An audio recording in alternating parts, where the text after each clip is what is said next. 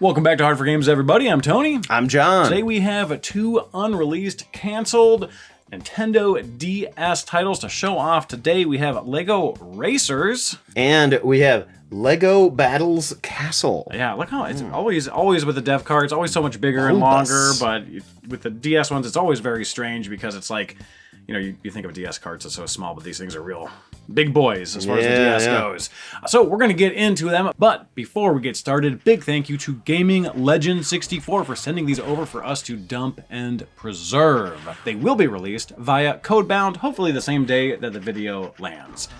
And also, big thank you to our new channel members. We just started doing channel memberships. If you want to join and support the show, you can get some perks. And we also have a Patreon with some similar, but also some unique perks from the channel memberships. There's some overlap, but there's also some uniqueness to both ways to support the show. First things first, we have Lego Racers, the video game. It is an unreleased 3D racing title for the Nintendo DS, as we previously mentioned. And the one and only official mention of it was on a Lego box set. And that was it. Then it just sort of disappeared and became vaporware after that. Advertised it a little bit too early, and then it was gone. The build we have here is buggy as hell, with crashes after most races, RAM issues, and typos. But it holds what could have been a promising title with many of the quirks we know and love from the Lego franchise. Basic premise here is you build your minifig and race. You choose from the free races, i.e. ones that you can just jump right into, that are on the bottom here, or the earned races, which require a certain amount of Lego studs. I have no idea why it's presented here as just flat bricks. I'm assuming this is placeholder. Maybe they would have had something else, or as you mentioned, maybe they would have little stickers on the bricks that would like represent logos or decals or something. Something on there, but as it stands, it's very plain and liminal, as the kids love to say. To the point where that word no longer has meaning. Each race, at least each race that doesn't crash upon load, has the same delightfully silly placeholder text. I should mention that it's possible that this build was really more so for like dev kits that might have had more RAM. Yeah, most likely. Yeah. When then didn't have enough RAM on emulator, on actual hardware, and just crashes. Yeah, I was going to say, that tends to be a pretty common thread throughout us playing a lot of these early development games is they started the game, but they haven't gotten to the part where they got to like trim it down to get it working on actual production hardware. So there's a lot of times where when we emulate, it's got a slog. But like, what are we supposed to do? Go and buy a Nitro to do this recording? Yeah, so it's like it's you know, you start big and then it's like pre-optimization, and as you optimize, it fits on real hardware, but again, it's just not there yet. Yeah, so it's getting there. It's getting there. Well, not this title, not this one. This one's it didn't get there. No. I'm a really long string that's supposed to give you hints and help and stuff about this event, but I still need to be expanded upon. ... Until then, I'll just go on and on to test how long this really cool vertical scrolling text can go. Of course, you'll need to multiply it B2 for German. Now, I thought you would select a vehicle here, but you actually don't. You can select from two series of vehicles. Basically. Two teams, essentially. And this confused me at first. You know, you think you would select a car, but basically you start off every race on a motorcycle. Instead, you're like, okay, what's going on here? But collecting studs builds up a meter which allows a rev bar to appear, and then pressing R for the right amount of time builds you into the next vehicle. Lego, building, all that stuff. And it provides a speed boost for your vehicle. But if you mess it up once, so help you God, you will never see that bar again for the rest of the race, or at least that was my experience. It popped back in once for me, but with like no rhyme or reason. Children like it when the game doesn't explain how to play it, and when it's overly confusing and punishing. I think it's more of a bug, but yes. That's why I would consider this a Souls-like. This is a Souls-like, exactly. Yes. Yeah. You can smash into your opponents and devolve them as you race along. Unfortunately, though, there are no sound effects or music whatsoever. And as I mentioned, the game crashes after each race, so you don't get to keep your studs. Meaning that you can never progress to the later races, nor can you ever afford the upgrades the vehicle builder and store would otherwise allow you to buy. The race builder just crashes. Outright, by the way. Now, there's also a cheats menu, but we have no idea what these codes are. Presumably, we'd be able to play the later races. I don't know. It's not like we can just go to Cheat Code Central and Yes, look that exactly. stuff up. Now, I think this could have been a neat little game, but nothing mind-blowing. That's probably why they ultimately scrapped it. There just wasn't enough to it, but it's also very hard to tell at this stage. It's easy to like be like, oh, it sucks, it's buggy, it's this, it's that, but it's also like not even the first draft of a script. You know what I mean? It's like an outline of a script or something like that, or a treatment. It's very bare minimum. It seems like it has fun bones, but it's too far from being really fun. Yes, just like Hard4Games, I got fun bones.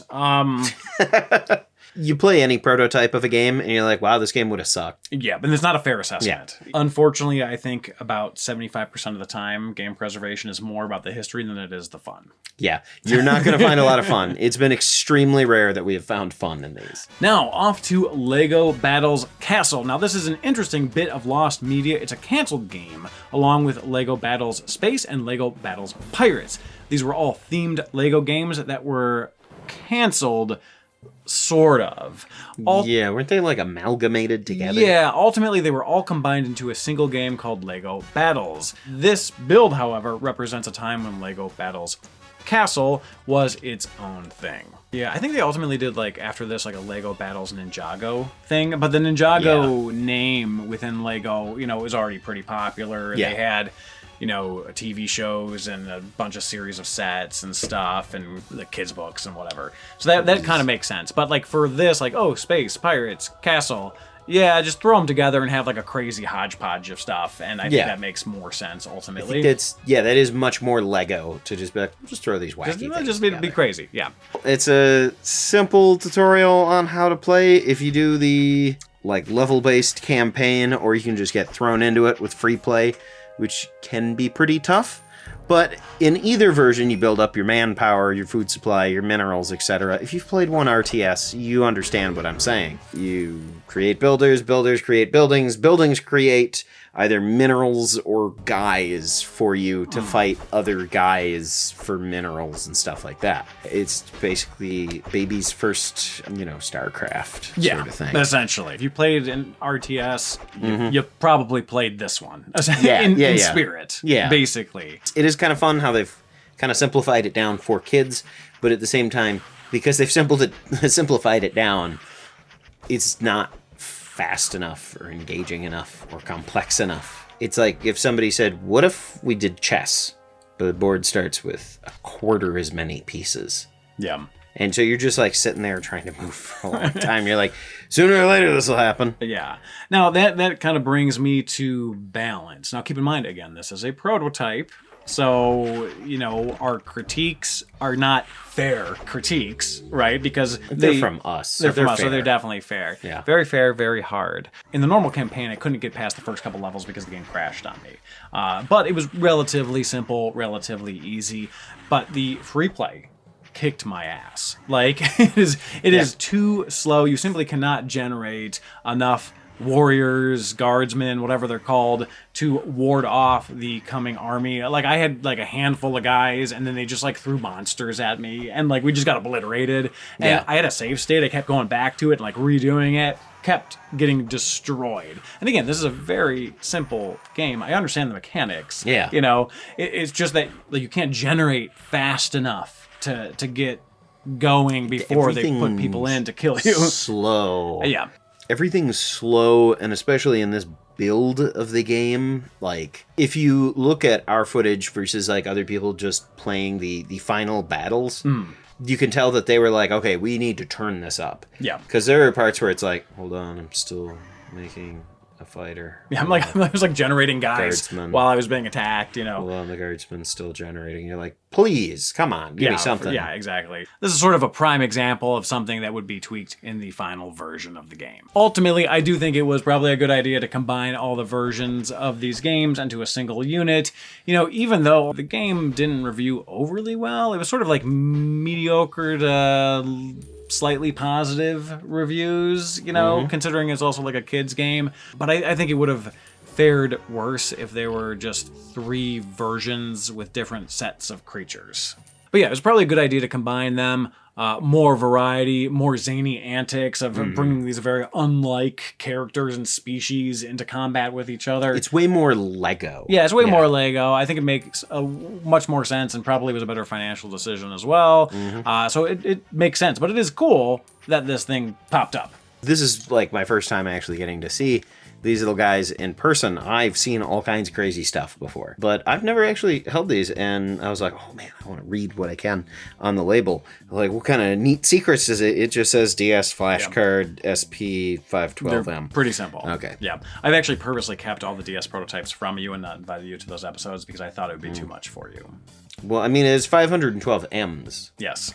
And I didn't want to overload I'm just going to have to go your system. Yeah. This is why. This is why I didn't. Just look another 480 that I have to pronounce. Yeah, you could do that on your own time, though. But yeah, that's it for today, everybody. But a quick reminder, we just made our Discord public. It used to be private with our Patreon supporters. Now, we still have some Patreon channels and channel member channels on our Discord, but the rest of it is open to the public, and you can easily join with the links below. And because you're here, that means you're human, and I will tell you how to get past the bot challenge. When you see that first thing come up, it's going to ask you where Spurdo Sparde is from. Just click the Finnish flag. The Finnish flag looks like this.